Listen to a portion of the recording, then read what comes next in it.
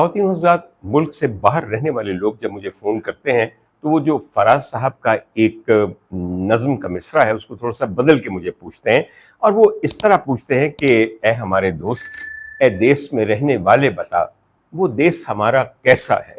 تو میرا ایک جواب ہوتا ہے، میں ان کو کہتا ہوں کہ سچی بات بتاؤں، کہنے کہ ظاہر ہے تمہیں فون کیا تو جھوٹ کیوں سنیں گے؟ اگر جھوٹ سننا ہو تو ہم اس وقت پاکستان کے نیوز چینل کے خبر نامے نہ دیکھ لیں، وہاں کے صحافیوں کے تبصرے اور تجزیے نہ سن لیں۔ تو میں کہتا ہوں کہ آئیے پھر میں آپ کو ایک تمثیل بتاتا ہوں۔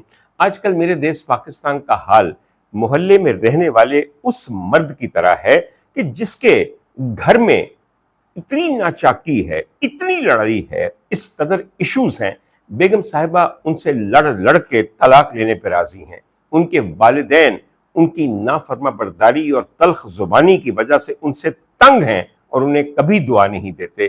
ان کے بچے ان کا جبر اور ظلم سہ کے باغی ہو چکے ہیں اور باپ کی موت کی دعائیں مانگتے ہیں یا وہ وقت کا انتظار کرتے ہیں کہ جب وہ اس گھر سے نکل کے خود مختار ہو سکیں۔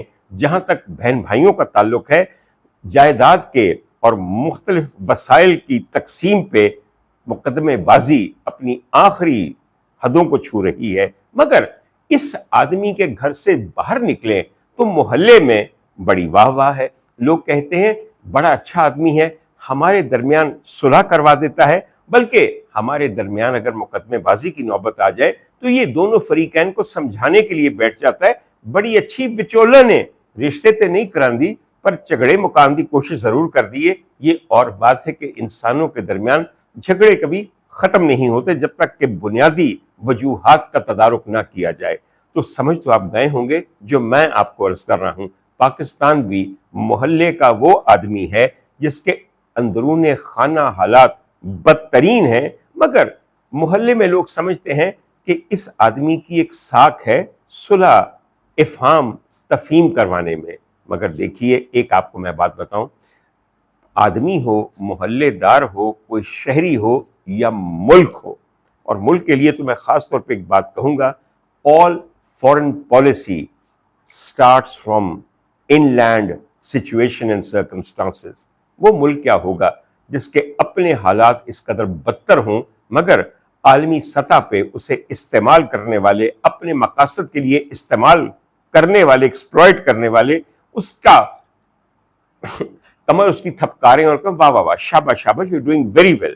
خواتین و حضرات، ایک چیز کی طرف میں اشارہ کرنا چاہتا ہوں، ہماری جو کشمیر کاز ہے اس کی بنیاد مقبوضہ کشمیر اور آزاد کشمیر کے درمیان جو حالات کا تفاوت تھا، جو ایک خاص قسم کا تفریق تھی وہاں پہ، اس کی وجہ سے قائم تھی۔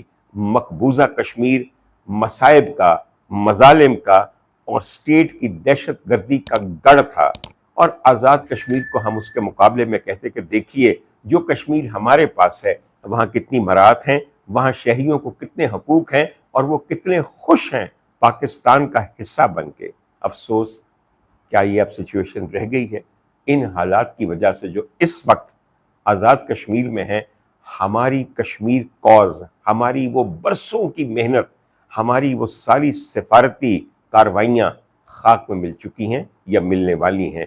خواتین و حضرات، کشمیر کے بارے میں اگر میں یہ کہوں کہ وہاں پہ ایک ورچوئل پبلک ریوولٹ ہے تو غلط نہیں ہوگا۔ وہاں پہ پروٹیسٹرز اور لو انفورسز کے درمیان جو سٹینڈ آف ہے وہ ایک بدترین صورت پہ پہنچا ہوا ہے۔ خواتین و حضرات، ایک وہاں پہ الیکشنز ہونے والے ہیں اور الیکشن اپنے ہونے سے پہلے اپنی کریڈیبلٹی بالکل ختم کر چکے ہیں۔ پاکستان میں ویسے بھی کسی جگہ پہ الیکشنز کی کریڈیبلٹی نہیں ہے، اور جس قسم کی پری الیکشن ریگنگ، مینجمنٹ اور جو چیزیں وہاں پہ ہو رہی ہیں، اس کے بعد مجھے یہ بتائیے کہ الیکشن کا کوئی فائدہ ہے؟ صرف وقت اور پیسے اور ریسورسز کا ضیاع ہے۔ The issue is only one and it is always political، اور اس پولیٹیکل ایشو کی اصل وجہ لیجیٹیمیسی آف دا گورنمنٹ ہے۔ جہاں پہ لیجیٹیمیٹ گورنمنٹ نہیں ہوگی، وہ چاہے بلوچستان ہو، چاہے گلگت بلتستان ہو، چاہے آزاد کشمیر ہو، وہاں پہ کبھی بھی انریسٹ ختم نہیں ہو سکے گا۔ ہمیں کاز करेक्शन की जरूरत है, हमें कॉज एड्रेसिंग की जरूरत है, जिससे हम बहुत दूर हैं। इसलिए कि हम ये समझते हैं कि हमारे पास तमाम चीजों का एक ही हल है, और वो हल क्या है? डंडा पीर। रियासत की तरकश में कुछ और औजार और हथियार भी होने चाहिए। अफसोस कि इस वक्त रियासत के हाथ में और उसके तरकश में और कुछ नहीं है सिवाय डंडे के। उन्हों फाड़ लो, उन्हों चुप करा दो, उन्हों तुन दो, उदते FIR कट दो, उन्हों उड़ाई दो। अगर इस तरह मसाइल के हल होते 21वीं सदी में एक सो कॉल्ड डेमोक्रेटिक मुल्क में, तो फिर और क्या चाहिए था? ख़वातीन हज़रात, मुझे ज़ाती तौर पे सिर्फ एक तकलीफ है, और वो तकलीफ ये है कि we are losing our very firm stand on Kashmir because of all these internal issues that have been created in unoccupied Kashmir, जिसे आप आज़ाद कश्मीर कहते थे। और ख़वातीन हज़रात, जो मेरे ज़ख्मों पे नमक छिड़क रहे हैं, वो वहाँ पे जलसों को खिताब करने वाले आपके पाकिस्तानी रहनुमा हैं। भाई वाह, जो पिछले कई दिहाइयों से कश्मीर पे हुकूमत कर रहे हैं, वो फिर से वही वादे, वही ख्वाब, वही उम्मीदें दिला रहे हैं आजाद कश्मीर के अवाम को कि इस दफा अगर हम आ गए तो देखिएगा शाहराहों का जाल बिछ जाएगा। आपके डेवलपमेंट बजट के अंदर 10% नहीं 10 गुना इजाफा हो जाएगा। ये और बात है कि इन वादों को करने वाले पंजाब के बजट में कितनी कटौती कर चुके हैं, उसके डेवलपमेंट बजट में। न जाने आजाद कश्मीर के बजट को 10 गुना कैसे बढ़ाएंगे। ख़वातीनो हज़रात, मुझे यकीन है कि हमारी आवाम अब सोशल मीडिया की वजह से, जनरल अवेयरनेस की वजह से, इन खोखले वादों, इन झूठों के तोमार, इन बेउमीद उम्मीदें और इन भयानक ख्वाबों से तंग आ चुके हैं और उनकी हकीकत जान चुके हैं। वहां जाके लोग अपनी नस्लें बदल लेते हैं जब कश्मीर का वोट लेना हो, और जब कश्मीर का वोट लेके पंजाब में आ जाए तो फिर एक बार फिर नस्ल बदल जाती है, रूह बदल जाती है। बस कर दें, बदरूहों की कोई कौमियत नहीं होती।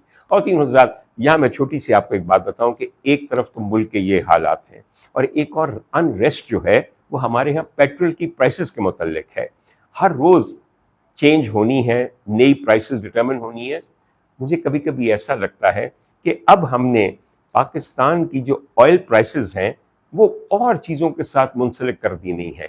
यानी कि अगर दुनिया में कहीं भी कोई जंग हो रही है तो उसके मुताबिक हमारे रेट ऊपर और नीचे जाएंगे।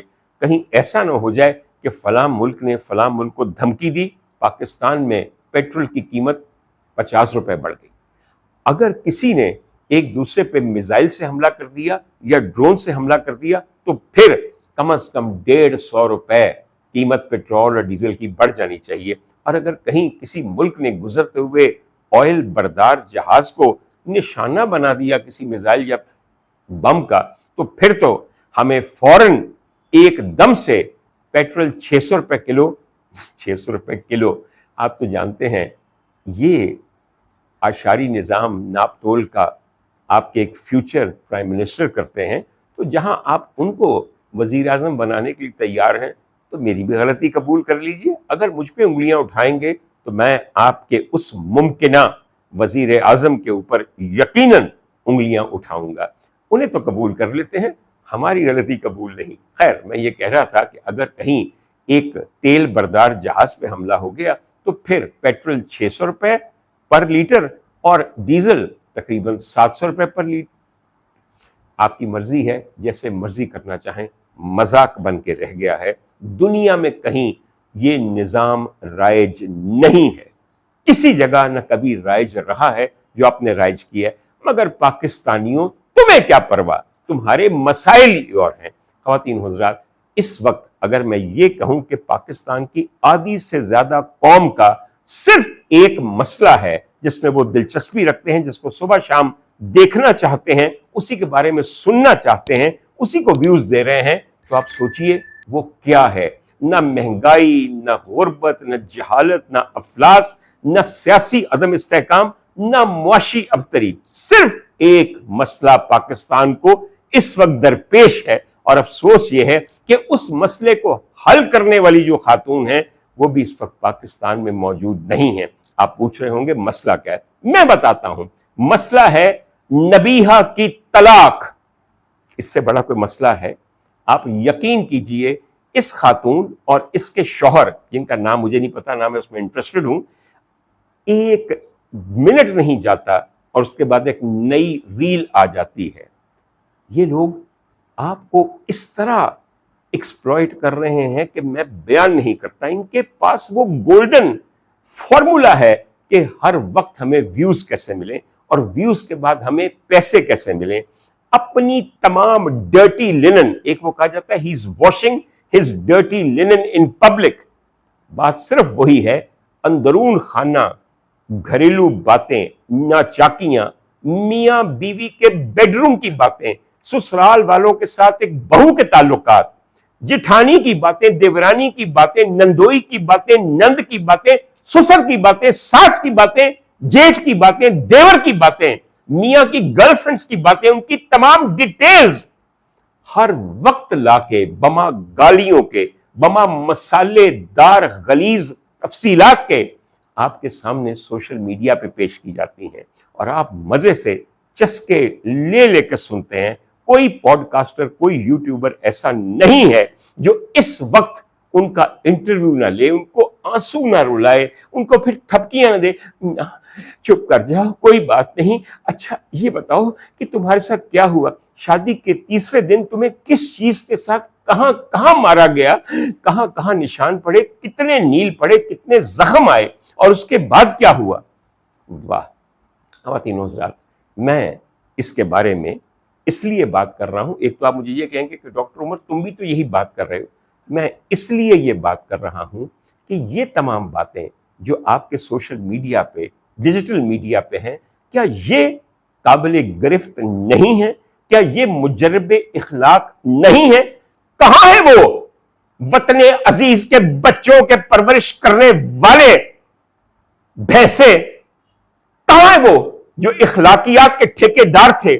ان کو نظر نہیں آ رہا، ان کے اداروں کو نظر نہیں آ رہا کہ یہ تمام باتیں وطن عزیز کی معصوم لڑکیوں کے کردار کو کیا کریں گی، ان کے اخلاق کو کیا کریں گی، ان کو کیا سبق دے رہی ہیں کہ اپنے گھر کی باتیں لا لا کے مرچ مسالہ لگا کے ہر یوٹیوبر کے ساتھ بیٹھ کے سامنے بیان کرو، بڑے ویوز ملتے ہیں، بڑی شہرت ملتی ہے، بڑا پیسہ ملتا ہے۔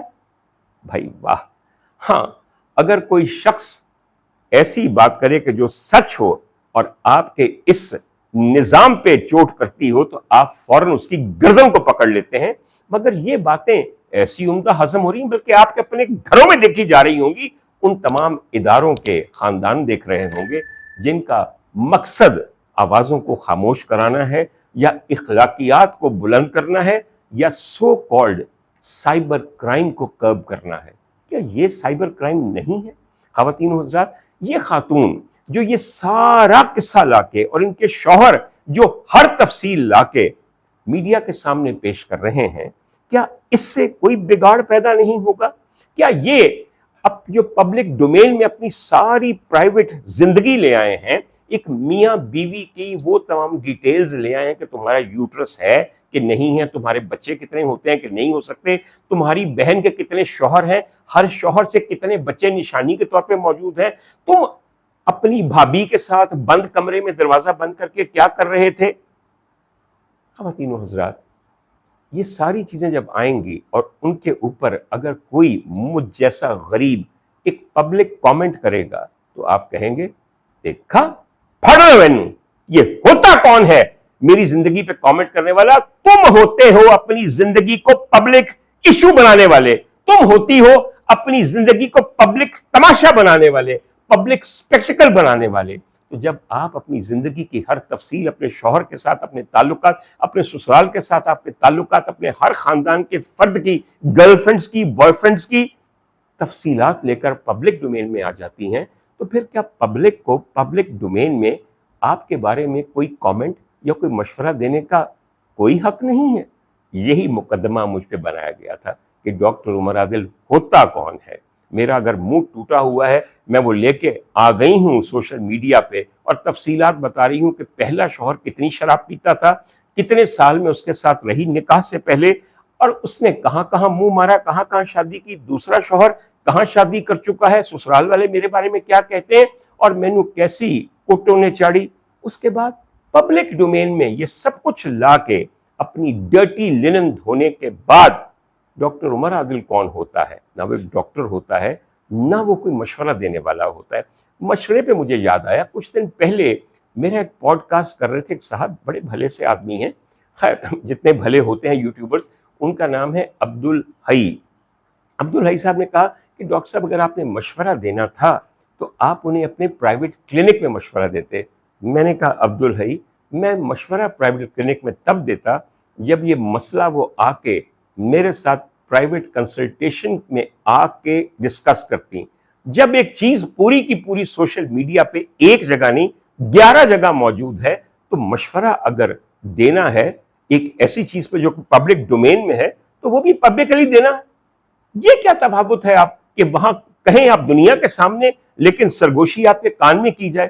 بس کر دیں. آپ لوگوں کے پاس سب اپنی اپنی ایک توجیحات ہیں دوسروں پہ الزام لگانے کے لیے, لیکن جدوں تاڑے سارے دی اپنی ذاتی پکڑ ہوندی ہے نا, اس لیے من جاندے ہو تسی ڈاکٹر عمر عادل غلط نہیں سی کہندا. آج کل میں آپ جانتے ہیں کہ ریحان طارق صاحب بھی باہر آ رہے ہیں, اور میں نے ان سے جیل میں جا کے صرف ایک بات کہی تھی, ریحان طارق اب میں آپ کی پوڈ کاسٹ میں آؤں گا, اب جب کہ تمہارا اور میرا درد مشترک ہے, اب مجھے بتانا نہیں پڑے گا کہ کیا ہوتا ہے, اب تم میرے ہم آواز اور دم ساز بن کے بتاؤ گے کہ کیا ہوتا ہے اور حقیقت کیا ہے. تو خواتین و حضرات, میں صرف یہ کہنا چاہتا ہوں کہ جتنی اخلاق سے گری ہوئی باتیں یہ خاتون, ان کے شوہر اور دیگر لوگ اس وقت اس معاشرے میں پھیلا رہے ہیں, میرے خیال میں یہ بہت کچھ ہمیں اپنے بارے میں بتاتا ہے.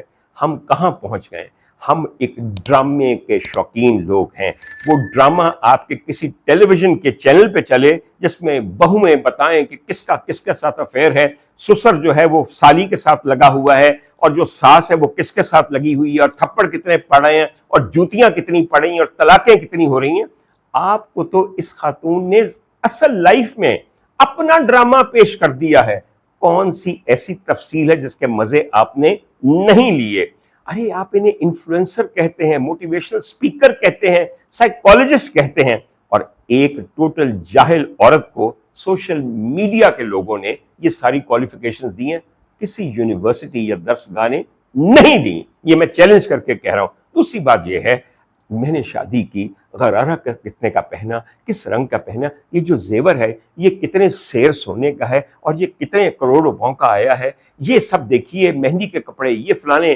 میرا نکاح جو ہے وہ ایک مولانا پڑھا رہے ہیں. مولانا, آئندہ نکاح پڑھانے سے پہلے نکاح کرنے والوں کو ایک دفعہ اسیس کر لیا جائے, تاکہ نکاح اس قدر بے قدر و قیمت نہ ہو جائے, اور آپ کا نکاح کا خطبہ بھی یوں عکارت نہ جائے. نکاح صرف پڑھانا کافی نہیں, نکاح کرنا کافی نہیں, یہ بھی دیکھنا چاہیے کہ جو کرنے والے ہیں کیا وہ نکاح کی عزت, اس کی وقت کو جانتے ہیں. 8 مہینے میں آپ کا نکاح جہاں نالی میں پڑا ہوا ہے اس کا بھی ایک دفعہ احساس کر لیجئے. خواتین و حضرات, اصل باتیں اور بھی ہیں, مگر میں وہاں یہ ریپیٹ نہیں کر سکتا. ان کے شوہر نے جو ان کو گالیاں دیں, جو ان کے تئیں بالکل صحیح ہیں, اور انہوں نے کہتے ہیں کہ میں نے دی, اگر میں اس گالیوں کے پورے مجموعے کے ایک عشر اشیر کے طور پہ کسی کو دوں تو پیکا ایکٹ کی تلوار میرے اوپر لٹکے گی نہیں, میری گردن اڑا کے رکھ دے گی. کیسی کیسی دفعات کسی بھی پاکستانی پہ لگیں گی. وہ خدا کا واسطہ ہے, جو قانون یونیفارم نہیں ہوتا, جو ہر ایک کے لیے نہیں ہوتا, وہ قانون نہیں ہوتا, وہ ہتھیار ہوتا ہے, اور ہتھیار کبھی بھی انصاف نہیں دلاتے. یہ یاد رکھیے گا. خواتین و حضرات, ایک بات آپ کو اور بتاؤں, دنیا میں کیا ہو رہا ہے اس کی ہمیں کوئی فکر نہیں ہے. ہم بچپن سے ہر مسجد کے خطبے میں, جمعے میں, عید میں, آئیے ہم تمام مقبوضہ علاقوں کے مسلمانوں کے لیے دعا کریں. ایک مقبوضہ کشمیر کے مسلمانوں کے لیے 78 سال سے ہم خطبات جمعہ و عیدین پہ دعا کر رہے ہیں. ایک ہم فلسطین کے مظلوم عوام کے لیے دعا کر رہے تھے. دعاؤں کا ثمر دیکھ لیجئے. اس وقت ایک چھوٹی سی آپ کو ایک بات بتاؤں، ایک دنیا میں ادارہ ہے جس کا نام ہے انٹرنیشنل کرمنل کورٹ، ICC۔ یہ ایک ایسا بین الاقوامی عدالتی ادارہ ہے جو ان لوگوں کے خلاف فیصلے دیتا ہے who are criminals of humanity، جن کے کرائمز اگینسٹ انسانیت ہیں، جو ایسا ظلم توڑتے ہیں کسی ایک خطے میں کہ کوئی اور عدالت ان کی گرفتاری کے اور سزا کے سمن جاری کرے یا نہ کرے۔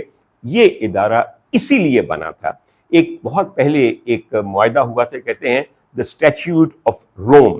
اس کے بعد دنیا کی 125 کنٹریز نے یہ سوچا کہ ہاں، ظلم کرنے والے ظالم کو انٹرنیشنل طور پہ کسی ملک میں نہیں، پوری دنیا میں مجرم قرار دیا جائے اور قابل قید اور قابل سزا مجرم قرار دیا جائے۔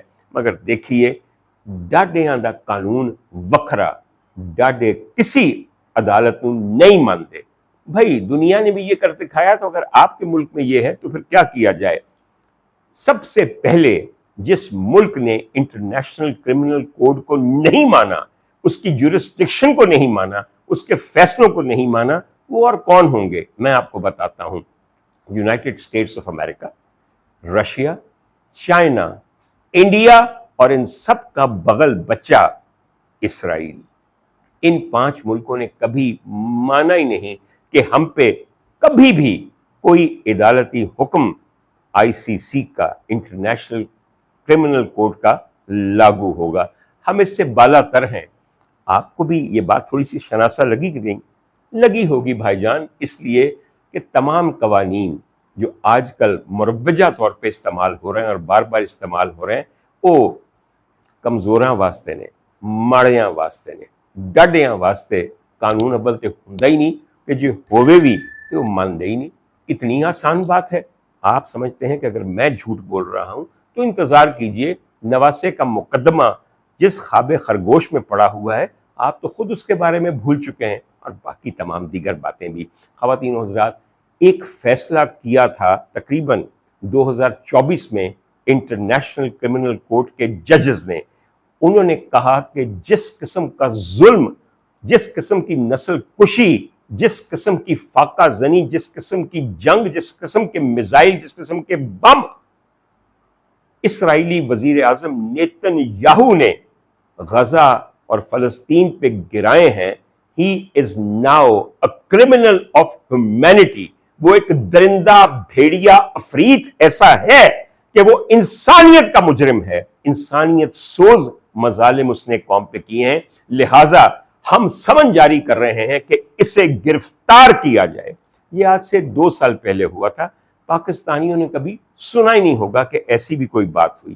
یہ سمن جاری کرنے کے بعد امریکہ نے سینکشنز لگا دی ان تمام ججز پہ جو بیٹھتے انٹرنیشنل کرمنل کورٹ میں ہیں، کہ نہ وہ اپنا کوئی کریڈٹ کارڈ یا ڈیبٹ کارڈ استعمال کر سکتے ہیں، نہ ٹریول کر سکتے ہیں، نہ ہی وہ کہیں پہ کوئی ہوٹل کی بکنگ کرا سکتے ہیں۔ یعنی کہ ان کے لیے یہ جو سب کچھ آن لائن ہوتا ہے وہ ہمیشہ کے لیے ختم کر دیا گیا۔ یہ فیصلہ اتنا عمدہ انسانیت دوست فیصلہ جو ان ججز نے دیا، امریکہ کا ان کے ساتھ یہ سلوک تھا، اور تب سے لے کر اب تک امریکہ یہ کوشش کر رہا ہے کہ اس انٹرنیشنل کورٹ آف کرائم کو ہمیشہ کے لیے ختم ہی کر دیا جائے، اسے اپاہج کر دیا جائے، اس کی زبان بند کر دی جائے اور اس کے جسم کے ٹکڑے ٹکڑے کر دیے جائیں۔ 125 ممالک اس کے ساتھ متفق ہیں، مگر سپر پاور تو پھر سپر پاور ہوتی ہے۔ خواتین و حضرات، اس سمن کی پھر سے یاد دہانی ہمیں کس نے کروائی ہے؟ میں آپ کو بتاتا ہوں، نہیں، کسی پاکستانی نے نہیں، کسی اسلامی ملک میں رہنے والے کسی لیڈر نے نہیں۔ نیتن یاہو کو مجرم، انسانیت کے مجرم کے بارے میں جو آپ کی ایک عدالت نے، ایک انٹرنیشنل عدالت نے سمن جاری کیا تھا اس کے اریسٹ کے لیے، اس کی یاد دہانی ابھی کچھ دن پہلے نیو یارک کے میئر زہران ممدانی نے کروائی ہے۔ زہران ممدانی نے ایک تفصیل پیغام ریکارڈ کروایا ہے جس میں اس نے گنوائے ہیں کہ میں نیتن یاہو کو اور اس پہ لگائے گئے الزامات کو اور ان الزامات کی وجہ سے اس پہ جاری کردہ ICC کے سمن کو کتنا اہم سمجھتا ہوں، اہم سمجھنے کے باوجود میرے پاس کوئی لیگل رائٹ نہیں ہے کہ اگر وہ نیو یارک آئے تو میں اسے گرفتار کر سکوں، کیونکہ اس کے گرفتاری کے وارنٹ نکلے ہوئے ہیں۔ میں ایک دفعہ آپ کے ساتھ شیئر کرنا چاہتا ہوں زہران ممدانی کی اس فہرست کے بارے میں جو انہوں نے نیتن یاہو کے بارے میں کہی۔ جی، سب سے پہلے زہران نے یہ کہا کہ نیتن یاہو ایک پروون وار کرمنل ہے، ایک ایسا وار کرمنل جس نے جنگ کے طریقے اور سلیقے کو بھاڑ میں ڈال دیا اور بھوک اور افلاس اور سٹارویشن کو ایک ہتھیار کے طور پہ استعمال کیا۔ اس خبیث آدمی نے 75,000 لوگوں کو قتل کیا، اس کے علاوہ 3 لاکھ لوگوں کو مفلوج کیا، مضروب کیا، زخمی کیا یا ہمیشہ کے لیے اپاہج کر دیا۔ خواتین و حضرات، ان کے الزامات کے مطابق، اور یہ ممدانی صاحب کے الزامات ہیں، انہوں نے ٹارگٹ کیا ہسپتالوں کے نیو نیٹل یونٹس پہ، جہاں پہ چھوٹے چھوٹے بچے، چند دن چند گھنٹے کے بچے انکیوبیٹرز میں ہوتے ہیں۔ اس کے علاوہ انہوں نے غزہ میں تمام ہسپتالوں کے میٹرنٹی یونٹس کو بموں سے اڑایا تاکہ جو عورتیں بچوں کو جنم دینے کے لیے وہاں پہ آئی ہیں ماں بھی مر جائے اور بچہ بھی پیدائش سے پہلے نیتن یاہو کے بموں کا شکار ہو جائے۔ نسل کشی کی اس قسم کی سسٹمیٹک امپلیمنٹیشن آپ نے دنیا میں کہیں نہیں دیکھی ہوگی۔ اس کے علاوہ انہوں نے یہ بھی بتایا ہے کہ ہی از دا آرکیٹیکٹ، یہ معمار ہے دنیا کی سب سے زیادہ بھیانک جینوسائیڈ کا، جو اس نے پیپل آف پیلسٹائن کے خلاف کی، نسلیں مٹانے کی کوشش کی۔ خواتین و حضرات، اس نے ملینز آف لوگوں کو سٹارو کیا کیونکہ ان تک ایڈ نہیں پہنچنے دی، کھانا نہیں، دوائیاں نہیں، پانی نہیں پہنچنے دیا۔ مجھے بتائیے کوئی ایسا بھی درندہ ہوگا؟ خواتین و حضرات، اس کے علاوہ اس نے ایڈ ورکرز کو مار دیا، ڈاکٹرز کو مار دیا، اس نے جرنلسٹ کو مار دیا، سینکڑوں کو۔ اور خواتین و حضرات، ایک اور بات آپ نے ان کو یہ میں بتاؤں آپ کو کہ اس کی بھوک اور اس کی منہ کو لگا ہوا خون اور اس کی پیاس کسی صورت کم نہیں ہو رہی۔ آپ ثالثی کروا رہے ہیں، صلح کروا رہے ہیں۔ میں آپ کو پہلے بھی بتا چکا ہوں کہ جب تک اس خبیث انسان کی انسانی خون کے لیے پیاس نہیں بجھتی تب تک کوئی بھی صلح نہیں ہو سکتی۔ اس میں ایک پوز ضرور ہو سکتا ہے۔ ان تمام الزامات کا حامل آدمی، خواتین و حضرات، جب اس کے لیے سمن جاری ہوئے تو آئیے آپ کے دوست صدر ڈونلڈ ٹرمپ کی آپ کو باتیں بتاؤں۔ انہوں نے کہا کہ یہ سب بکواس ہے۔ میں ابھی ان ججز کو دیکھ لیتا ہوں جنہوں نے یہ وارنٹ جاری کیے ہیں، میں بلکہ اس عدالت کو ہی دیکھ لیتا ہوں جہاں پہ انسانیت کے حق میں یہ سب کچھ ہوا ہے۔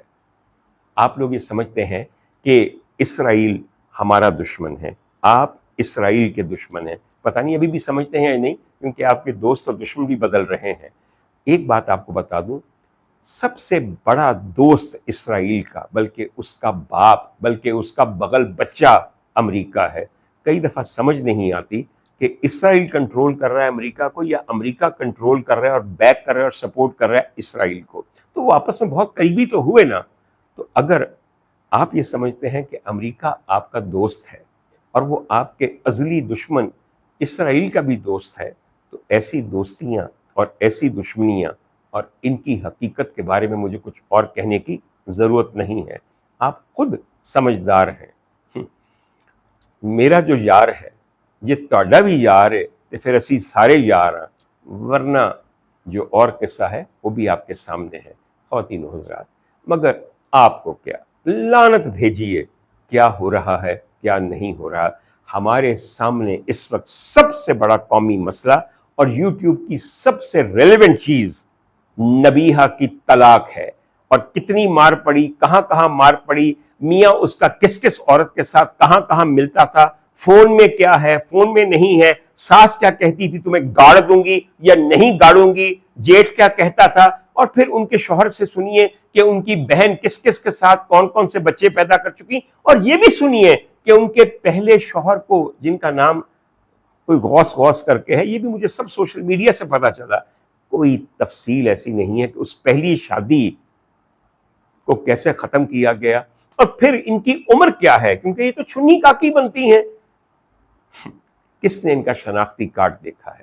میں ایک بات آپ کو بتاؤں، آپ کہیں ڈاکٹر عمر عادل تم کیوں اس کے بارے میں بول رہے ہو؟ میرا ذاتی بہت غصہ بھی ہے. سنا ہے کہیں انہوں نے میرے بارے میں بھی ایک ویلاگ کر کے یہ کہا تھا کہ میں کسی احساس کمتری کا شکار ہوں. بی بی، جس چیز کا تم شکار ہو نا، اس میں احساس کمتری برتری آتی نہیں ہے. ان بیماریوں کا نام کچھ اور ہے، اور تمہارے کیس میں تم ایک لا علاج مریضہ ہو ان بیماریوں کی، مگر تم اس معاشرے کی فیورٹ میڈیا پرسنالٹی ہو. تمہاری ہر چیز، ہر ضرب، ہر ڈکار، ہر چھینک کے اوپر یہ لوگ اپنے کان دھرتے ہیں اور آنکھیں سیکھتے ہیں. تو خوش رہو، مگر ایک بات بتاؤں، بڑی زیادتی ہے. میں لیکن مدد کے لیے پکارنے لگا ہوں. فضا علی کہاں ہو تم؟ فضا علی کہاں ہو تم؟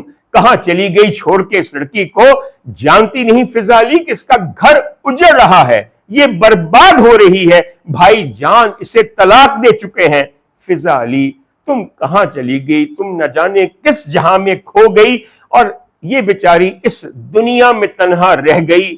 اگر تم نہیں آؤ گی، ہائے اسے کون بچائے گا؟ بھائی جان کو کون سیدھا کرے گا؟ کون پکارے گا؟ تمہارے پروگرام اگر بند ہو گئے تو بتاؤ کن عدالتوں میں تم انصاف دلاؤ گی اس کو؟ اور وہ جو تمہارے بغل بچے، وہ ڈاکٹر صاحب اور تمہارے دیگر دوست تھے، کیونکہ وہ بھی بکھر گئے ہیں، تو یقین کرو یہ پورا سپورٹ سسٹم تمہاری شادی کی وجہ سے اور تمہاری انگلینڈ میں سکونت کی وجہ سے تباہ ہو گیا ہے. فضا تم تو اپنی ہنی مون کی روزانہ کلپس اور فلمیں لگا رہی ہو، اور اجاز صاحب کو بہت جلد کسی پاکستانی فلم کا ہیرو بنانے کی کوشش کر رہی ہو، مگر اپنی اس پیاری دوست کی تباہی کو بچانے کے لیے، اس کی بربادی کو ٹھیک کرنے کے لیے اگر تم پاکستان نہ آئیں تو یقین کرنا بڑا ظلم تم کرو گی انسانیت کے خلاف. خدا حافظ.